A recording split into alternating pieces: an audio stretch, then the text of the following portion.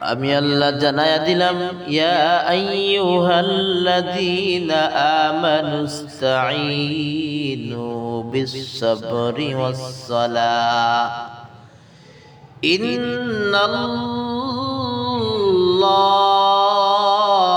মা'আস-সাবিরিন।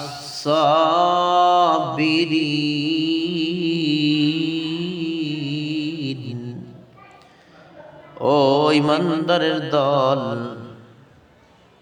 তোমরা আমি আল্লাহর কাছে সবরের মাধ্যমে আর নামাজের মাধ্যমে আমি আল্লাহর কাছে তোমরা ধৈর্যের পরিচয় দাও।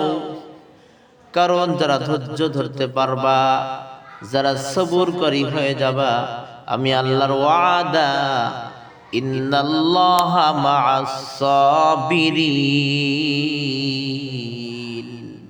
আমি আল্লাহ নিশ্চয় তাদের সঙ্গে থাকবো। ঠিক কিনা মুসলমান? আল্লাহ তাআলা শুধু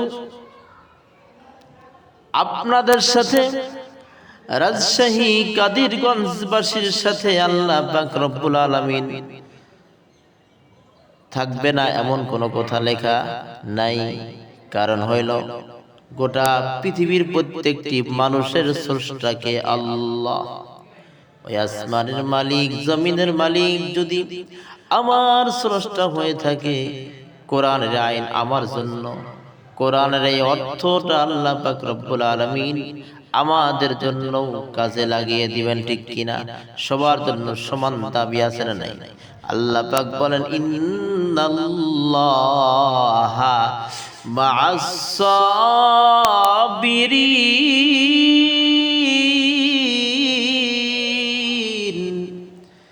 যে বান্দা সবর করবা, ধৈর্য ধারণ করবা, আমি আল্লাহ ওই বান্দার সাথেই থাকবো। ঠিক কিনা? আল্লাহ পাক রব্বুল আলামিন প্রত্যেকটি মানুষকে যৌবন দিয়েছে রে বাবা। যৌবনের তাড়নায় আমিও যৌবনের তাড়নায় আমিও নামাজ ছাড়ি নাই, আল্লাহকে ছাড়ি নাই, দাড়ি টুপি জুব্বা টুপি কিছুই ছাড়ি নাই রে যুবক। তুমি কেন আল্লাহকে ছাড়ছো? তুমি কেন আল্লাহরে মানতে চাও না রে যুবক?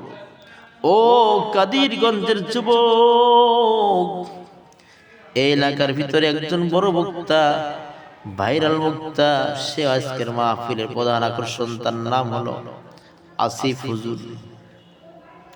তিনিও কিছুক্ষণ পরে এসে বয়ান করবে রে যুবক।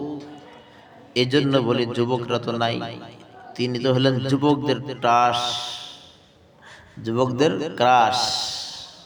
এজন্য যুবকরা আসবে, উনি আসার সঙ্গে সঙ্গে দেখবেন যুবকরা, হাজার যুবক তিনার পিছনে পিছনে ডানে বামে তিনাকে খেয়ে ফেলবে, একেবারে মৌমাছির মতো ধরবে। কারণ হলো, যুবকদের মনের খোরাক তিনি দিতে পারেন। আর আমি তো যুবকদের মনের খোরাক দিতে পারি নাই। যুবকরা এই জন্য আছে ওনার অপেক্ষায়। ও যুবক, আল্লাহ পাক রব্বুল আলামিন তোমাদের আমল বড় কবুল করবে রে যুবক। এই যৌবনের তাড়নায় যদি কেউ আমল করে, আল্লাহ পাক বড় খুশি হয়ে যাবে।